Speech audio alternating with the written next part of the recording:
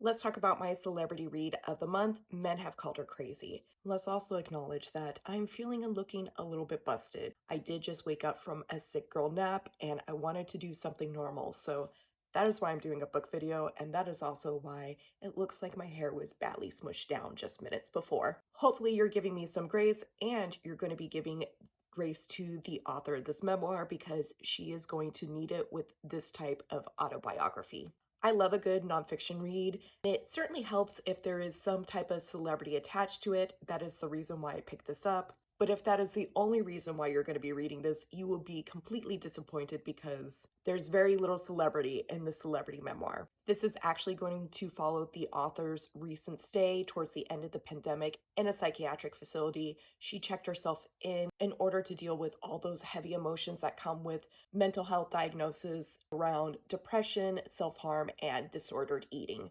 Definitely keep in mind that this may be triggering. When thinking about other memoirs or biographies I've read, this more closely resembles Prozac Nation or Girl Interrupted. In between the chapters in which we see the facility that she is at, we also get chapters of her recalling her toxic relationships with men prior to that. You would think that since her ex is John Mulaney and is actively going through a divorce with her in this time period, that she would be dumping on him. But if he added to any of her traumas, we do not know of it from this book, as she shows deference in the casual references to her famous ex. I'm not even sure if he's mentioned by name in these pages. That is how brief they are. Now, the men that do make their way into this book are triggering for reasons on their own. So definitely be prepared to deal with some toxic relationships that clearly left an emotional scar, much like the physical ones that she's trying to deal with. This is a book where you may not always understand why she went to that point, why she processes